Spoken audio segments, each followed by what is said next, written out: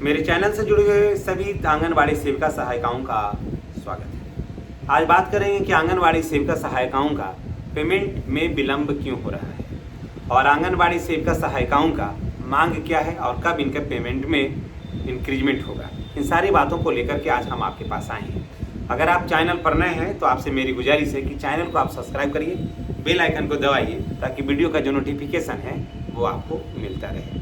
आंगनबाड़ी सेविका और सहायिका, आंगनबाड़ी और ऐसे पहले समझ लीजिए कि आंगनबाड़ी और विद्यालय दोनों में क्या अंतर है। दोनों तो शैक्षणिक कार्य ही करते हैं, आंगनबाड़ी का भी वही काम है और विद्यालय जो प्राइमरी विद्यालय है वहाँ भी यही काम है। दोनों के काम में अंतर ज़्यादा नहीं है, लेकिन पेमेंट में अंतर आखिर इतना क्यों हो जाता है। आंगनबाड़ी सेविका जो हैं वो विद्यालय के शिक्षकों से ज़्यादा, प्राइमरी विद्यालय में जो शिक्षक हैं उनसे ज़्यादा या शिक्षिका हैं उनसे ज़्यादा परिश्रम करती हैं, ड्यूटी भी ज़्यादा देती हैं, रिस्क भी ज़्यादा कवर करती हैं। पेमेंट आखिर कम क्यों मिलता है एक, और आखिर पेमेंट कम मिलता है तो इतने समय से पेमेंट क्यों नहीं मिलता है। 4-4 महीने से पेमेंट बंद होने के पीछे का कारण क्या है।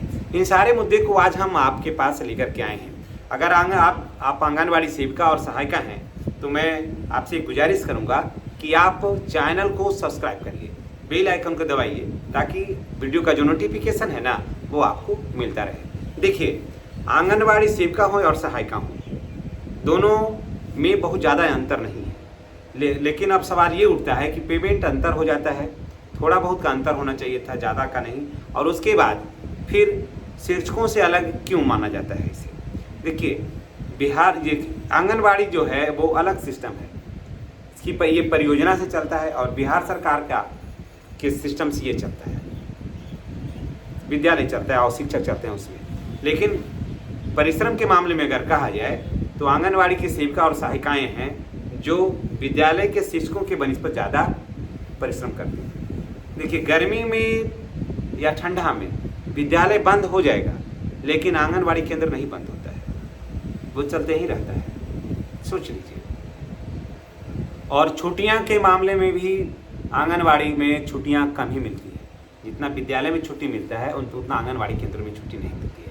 अब सवाल ये उठता है कि जब इतना सारा कुछ है तो आखिर पेमेंट कम क्यों है। तो मैं आपको बता दे रहा हूँ कि आंगनबाड़ी सेविका और सहायिकाओं का पेमेंट जो है ना वो 20,000 रुपया होने वाला है। समझिए, इस बात को एकदम जान लीजिए कि आंगनबाड़ी सेविका और सहायिकाओं का सदन में भी कई बार इस पर मुद्दा उठा था कि कम से कम आज के समय में 20,000 प्लस पेमेंट होना चाहिए। तो माननीय सदस्यों ने भी इस पर मेज थपथपा करके स्वागत किया था कि नहीं, बात सही है कि आंगनबाड़ी सेविका और सहायिकाओं का आज की महंगाई के समय में इनका पेमेंट दूसरे विभागों से और इनके समतुल्य कर्मचारियों से इनका पेमेंट कम है, तो इनका पेमेंट वाकई 20,000 रुपया होना चाहिए।